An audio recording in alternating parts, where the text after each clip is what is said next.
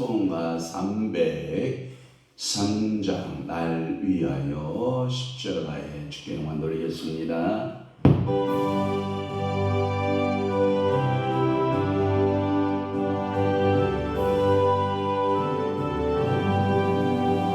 날 위하여 십자가에 주만 놓고 나의 삶의 신조 예수의 사랑하신 은혜여 오 외로워 이르려 영영 죽을 죄에서 구성하며 얻은 우리 어찌 찬양할까. 예수 안에 있는 우리 알량어 죄를 벗고 두 성령의 외로움이 마음 속에 차도다. 전무하고 소리 거든 은혜로운 그 말씀 끊임없이 듣는 우리 어찌 찬양할까.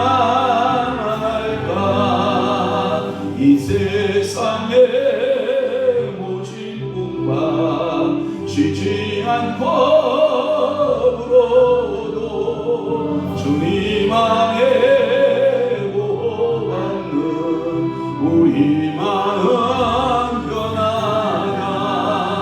늘 깨어서 기도하고 저 천국을 말하며 주님만을 기도리니 어찌 찬양 안 할까.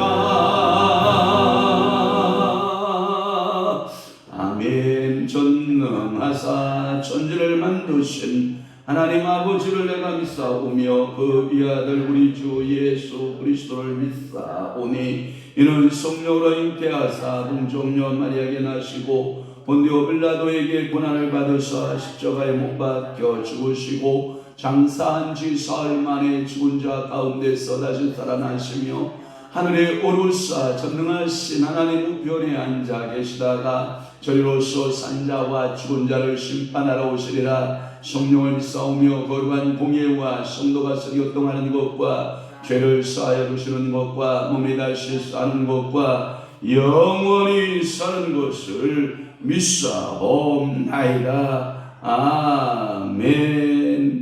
이는 지혜와 훈계를 알게 하며 명철의 말씀을 깨닫게 하며 그렇습니다. 오늘도 하나님 우리에게 지혜의 말씀, 훈계의 말씀, 명철의 말씀을 깨닫게 하시는 놀라운 은혜를 저희들에게 부어 주옵소서. 오늘도 우리의 앞에 말씀을 두고 여호와께서 우리를 향하여 바라보시되 지키나 아니 지키나 바라보실 텐데 성령 하나님이여 우리가 그 말씀대로 행하고 그 말씀대로 복을 받는 믿음의 성도들 축복의 성도들이 다 되도록 우리 아버지가 축복하여 주옵소서. 저들의 가정들, 일터들, 사업점들, 하나님 자녀들 주님께서 기억하시고 불과 같은 눈동자로 저들을 축복하여 주옵시며 혹시라도 마음이 상한 심령이 있으면 주님이 위로하여 주시고 질병으로 고통하고 있는 사건 사고로 아파하고 있는 귀한 심령들이 있다면 주께서 성령으로 기름 부으사 오늘도 영적으로 육적으로 강건한 축복의 은혜 받는 귀하고 복된 시간 되도록 우리 아버지가 복의 복을 더하시고 은혜 위에 은혜를 더하여 주옵소서. 오늘도 한량없는 축복의 시간들이 하루를 채울 수 있도록 아버지가 은혜 베풀어 주시되 특별히 또 목요 영성 집회 이곳에 보이는 사랑하는 주의 종들과 주의 성도들에게도 한량없는 은혜의 시간으로 우리 아버지가 복의 복을 더하시고 은혜의 은혜를 더하여 주시옵소서. 모든 그 하나님의 말씀들이 깨달아지고 우리의 삶에 실천되어지는 귀하고 복된 날 되도록 우리 아버지가 축복하여 주옵소서. 하나님께서 11월도 은혜 가운데 지켜주셨고 이제 하나님 아버지 의종예배를 거두는 12월을 주신 하나님 아버지, 이 12월 한 달도 성령 충만한 한 달 되게 하시고 여호와 이레 하나님께서 준비하시는 모든 복들을 누려가며 아름다운 결산을 볼 수 있는 귀한 시간으로 우리 아버지가 복되게 하여 주시옵소서. 우리 주님 영광 흘러 받으심을 믿사옵고 예수 그리스도의 이름으로 축복하며 기도하옵나이다. 아멘. 하나님의 말씀 묵독하시겠습니다. 예레미야 7장 1절에서부터 5절 말씀까지 한 목소리로 우리 합독하도록 하겠습니다. 예레미야 7장 1절에서부터 5절까지 시작. 여호와께로부터 예레미야에게 말씀이 임하니라. 이르시되 너는 여호와의 진문에 서서 이 말을 선포하여 이르기를 여호와께 예배하러 이 문으로 들어가는 유다 사람들이 여호와의 말씀을 들으라. 만군의 여호와 이스라엘 하나님께서 이와 같이 말씀하시되 너희 길과 행위를 바르게 하라. 그리하면 내가 너희로 이곳에 살게 하리라. 너희는 이것이 여호와의 성전이라 여호와의 성전이라 여호와의 성전이라 하는 거짓말을 믿지 말라. 너희가 만일 길과 행위를 참으로 바르게 하여 이웃들 사이에 정의를 행하며. 아멘.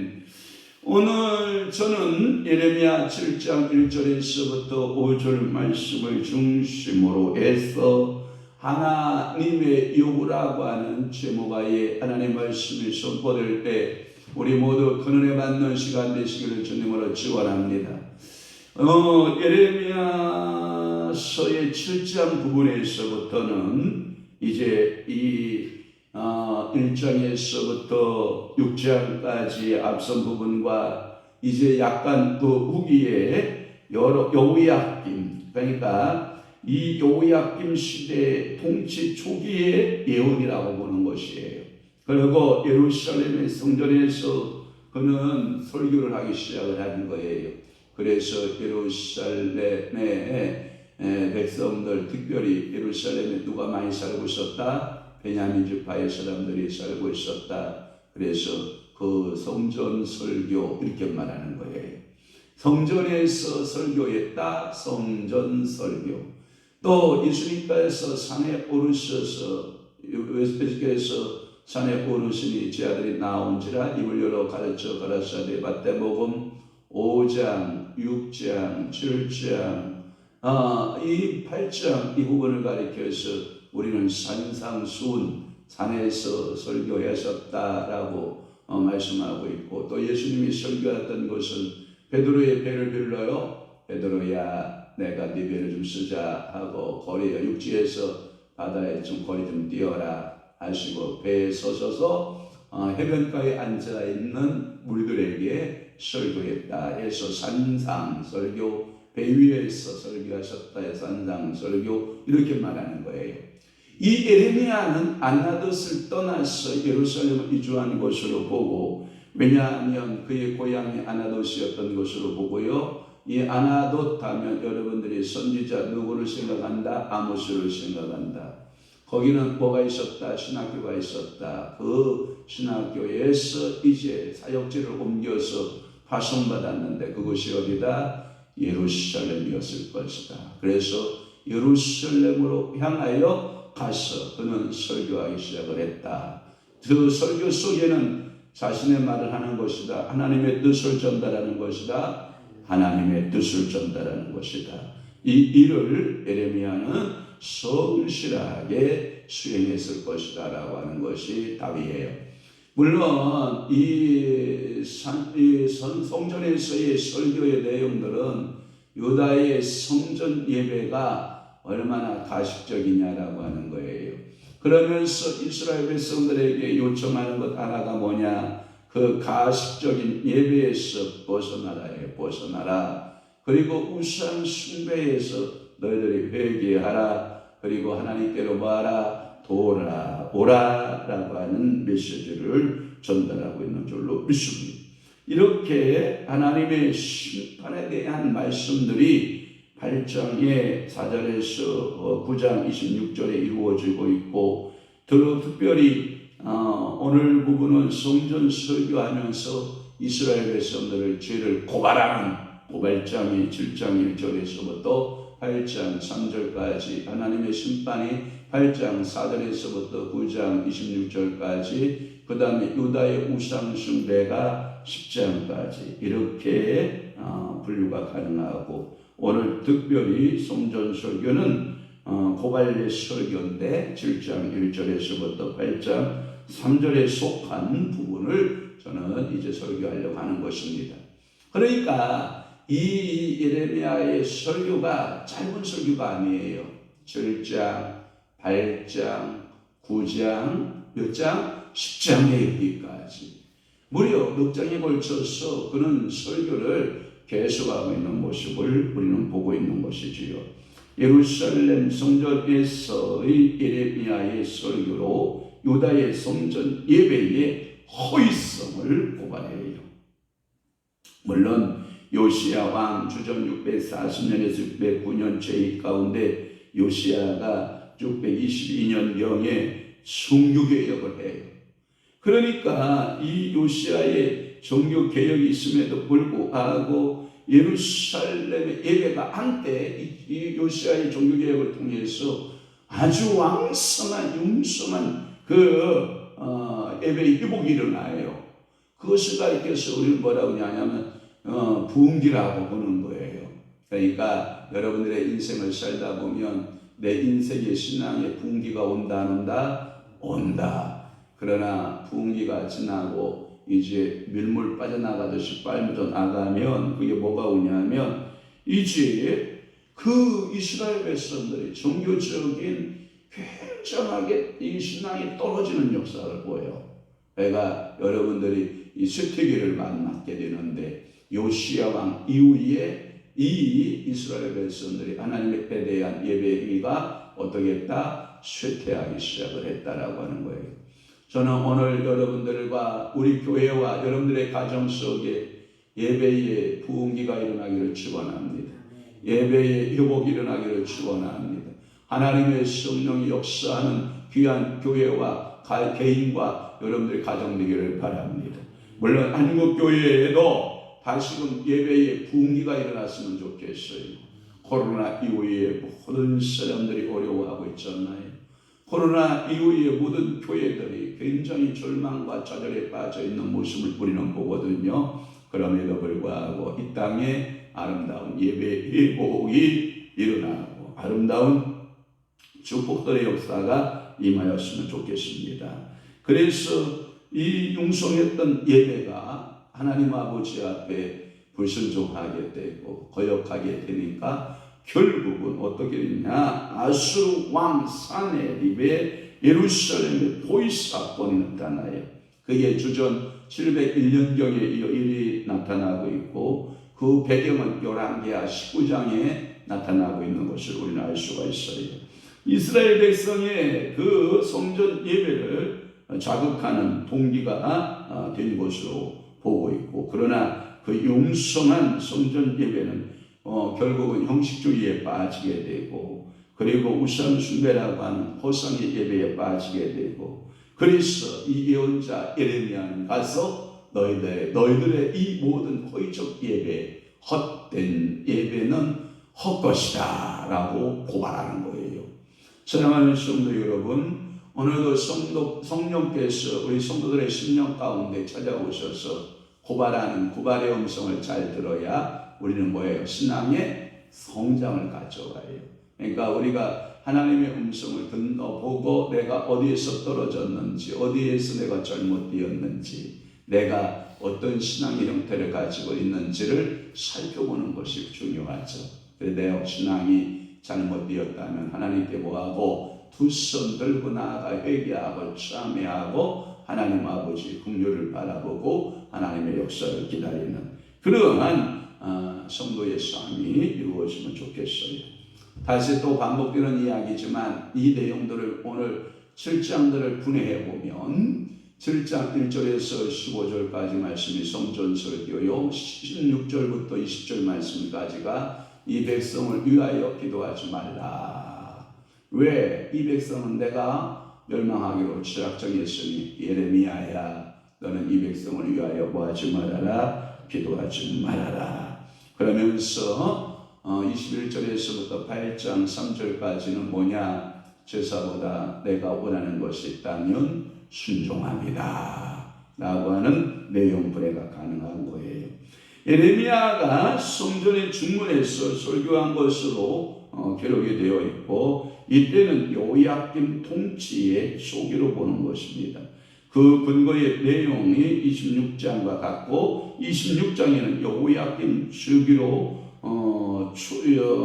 주기 초로 보고 있는 것이거든요. 그래서 내용은 유다의 성전 예배의 허위성에 대해서, 즉 하나님의 요구하는 먼 예배를 드리고 있고 그것을 하나님께서는 버려라. 당시의 형식적 성전 예배에 대하여 고발한다. 이런 뜻을 가지고 있어요. 그러니까 오늘도 여러분들의 예배 드릴 때 형식의 예배, 하나님이 물론 여러분들의 형식도 중요하긴 하지만 그러나 그 예배 내용이 더 중요해요. 그러니까 오늘도 여러분들은 형식주의에 매이지 말아라. 그리고 너희들은 어디에 하나님 앞에 신령과 진정으로 예배하는 자가 되라 라고 하는 거예요. 그러면 1절에서부터 5절을 좀 풀어보면 이런 거예요. 1절 여호와께로서 예레미야에게라고 하는, 이것을 보면 뭐라고 하냐면 계시의 임함을 얘기를 해요. 계시가 누구로부터 왔느냐가 중요해요. 누구로부터 계시가 와요? 여호와께로부터 와요. 오늘도 이 계시의 여호와의 계시가 여러분들에게 임하기를 주님으로 축원합니다. 이 여호와로부터 임하는 이 계시, 하나님께서 여러분들에게 주시는 은혜로 풍성한 은혜가 임하시기를 바라는 것입니다. 그래서 여호와께로부터 예레미야에게 말씀이 임하니라 라고 하는 이 계시의 개통도를 말해요. 그러니까 이 예언은 누구의 예언이냐? 예레미야 자신의 예언이다? 여호와의 예언이다? 여호와의 예언이다. 그 예언의 권위가 어디에 기인하고 있느냐? 여호와께 있다라고 하는 거예요. 그러니까 오늘도 이 여호와께서 예언하는 말씀을 우리는 어떻게 해야 돼요? 들어야 된다라고 하는 거예요. 그러니까 하나님의 말씀이 우리가 왜 중요시 여깁니까? 설교를 왜 중요시 여깁니까? 그 설교의 중심에 뿌리는 누구로부터 준 것이기 때문이다? 여호와 하나님으로부터 준 것이기 때문이다 라고 하는 것을 늘 여러분들의 마음속에 기억하시고 여러분들 그 말씀이 능력이 되시기를 바랍니다. 또 하나 2절 말씀에 보면 여호와의 집에 집문에 섰다라고 하는 표현을 써요. 여호와의 집문에 서서라고 하는 이것은 뭐냐면 26장 2절에 보니까 여호와의 집들 이렇게 되어 있고 또는 윗들 이렇게 되어 있는데 여호와의 집에 세 문이 있다고 해요. 그래서 그 세 문에서 설교를 했다. 이것은 뭐냐면 성전의 바깥들과 안뜰 사이에 있는 세 문, 이렇게 여러분들 이런 거 여러분 기억하시면 좋을 거예요. 이제 큰 대문이 있고요. 예? 대문이 있고 사랑처에는 이제 남자들이 드디어 이제 그 대감들이 거한다고 하면 또 집 안에 작은 담이 있고 작은 문이 있어요. 이 거처는 주로 누가 거처를 많이 하냐? 여성들이 많이 거처하는 그곳에 작은 세문이 있어요, 없어요? 있죠. 고문을 생각하시면 돼요. 그러니까 예루살렘의 그 세문, 이 말은 뭐냐면 바깥들과 안뜰을 가로지르고 있는 그 세문 중간 어귀에 선 것으로 그렇게 기억하시면 될 거예요. 그러니까 제사의 날에는 백성들이 안뜰까지 빼곡하게 모여들었다고 해요. 하여튼 이 부분은 그래서 모두 포함되어 있는 구역은 성전 안이다 해서 성전 안설교, 예루살렘 성전 안설교로 구분되어지는 거예요. 그리고 예레미야 26장은 예레미야의 비서 바루가라요. 바룩. 여러분들이 그 위경서에 보면 바룩서가 있어요. 언제 시간이 나면 여러분들이 그 바룩서를 어디서 찾냐면 로마 캐톨릭 성경 알죠? 공동번역이라고 하는 로마 캐톨릭 성경에 보면 우리가 정경으로 받아들이지 않고 있지만 로마 캐톨릭 성경에 외경 성경이라고 이렇게 가로 열고 써진 것이 있어요. 거기에 보면 바룩, 마카비, 토비서 뭐 이런 것들이 존재하고 있는 것을 볼 수 있는데 그 바룩이가 누구의 비서였느냐? 예레미야의 비서였어요. 그런데 이 바룩이 이제 그 성전 설교에 한 것들을 이제 위대한 서기관의 입장에서 예레미야 글을 옮겨 놓았다라고 하는 것이 지배적 해석인 것입니다. 그 7장 그 설교들의 자체일 것으로 보고 있고 예레미야는 여기 세문에 써서 이 문으로 들어가는 모든 백성들에게 여호와께 경배하라고 하는 그 메시지를 끝없이 설교하고 있었다라고 하는 거예요. 그러니까 설교하기에 좋은 곳을 선택한 거죠. 요즘으로 말하면 여러분 찬양에 나가서 거리 공연을 하는 것을 버스킹 한다라는 말을 써요. 뭐 하는 거예요? 버스킹 한다 그래요. 그래서 여러분 찬양 사역자들이 외부 공연하는 것을 찬양 버스킹이라는 말을 쓰기도 하는데 그러니까 오늘날로 말하면 메시지, 설교, 하나님의 말씀을 신탁을 전할 때 이 예루살렘 성전 안 세문 앞에서 버스킹한 거죠. 설교를 버스킹한 거예요. 그러니까 거기서 위치고 설교하고 거기에 오가는 예배하기 위해서 오가는 수많은 사람들에게 아마 이런 메시지를 전달하지 않았을까 하는 것이 주제적 해석인 것입니다. 또 하나는 3절 말씀에 보면 너희들이 두 가지 면에서 좀 돌이켰으면 좋겠다라고 하는 거예요. 하나는 너희 길이 악하다는 거예요. 그러니까 우리 길은 여호와를 따라가는 길이 순종의 길이고 또 하나 행위 있잖아요. 행위. 오늘 지금 우리는 무슨 행위를 하고 있는 거예요? 이 새벽에. 야 오늘 영하 지금 서울이 9도 정도 된다고 그래요. 영하 9도. 이 영하 9도에 이 날씨에 이 새벽 시간에 참 여러분 이 새벽에 잠자고 싶고 이불 속에서 나오고 싶지 않고 여러분 정말 이 새벽 시간이 여러분 이 꿀잠 자는 시간이고 그럼에도 우리는 뭐하고 있는지 알아요? 이 행위를 하나님 앞에 보이는 거예요. 어떤 행위로? 기도하는 행위로, 말씀 듣는 행위로, 설교하는 행위로 여러분들이 지금 보이고 있는 것인데 하나님이 이 모습을 보면 얼마나 기뻐하실까? 모든 것이 추워서 꽁꽁 얼어붙고 남들이 꽁꽁 얼어붙는데 여러분들은 깨어서 이 추운 성전에 나와서 기도하고 있는 모습 보면 우리 주님은 마음은 어떠다? 기쁘다. 할렐루야. 그러니까 하나님은 이 길과 행위를 바르게 하라. 성전 예배자들은 그 예배에 부합한 생활을 하라. 그 말은 뭐냐면 예배하고 가서 죄 짓고 돼야 안 돼요. 제가 어렸을 때 시골에 어떤 할머니가 새벽 예배 갔다가 와요. 제가 그 얘기 몇 번 했죠? 새벽 예배 갔다 오다가 남해 호박밭에 가서 남해 또 저기 뭐예요? 담내 매달려 있는 호박 따다가 호박 찢어 먹으면 돼야 안 돼요? 안 돼요. 그런 거 하면 안 돼요. 그리고 새벽 기도 뭐하러 가는 거예요 도대체? 그러면서 호박 따다 찢어 유명해요 그 일화들이. 그러면서 새벽기도 갔다 오다가 우리는 논밭이 많잖아요. 밭에 가서 고추 따다가 그 밭에 가서 옥수수 따다가 뭐 이런 거 갔다가 아무도 안 보니까 새벽에 아무도 안 보니까 그런 짓 하면 돼요 안 돼요? 안 돼요. 그런데 꼭 동네에 새벽기도 안 갔다 와도 굉장히 바지런한 농부들 있잖아요. 부지런한 농부들은 그 할머니가 새벽기도 갔다 오는 거 다 보고 있어요 안 보고 있어요? 보고 있어요. 오늘은 저 할머니가 뭐 따나 보자. 어제는 호박 따더니 오늘은 고추 따나 보다.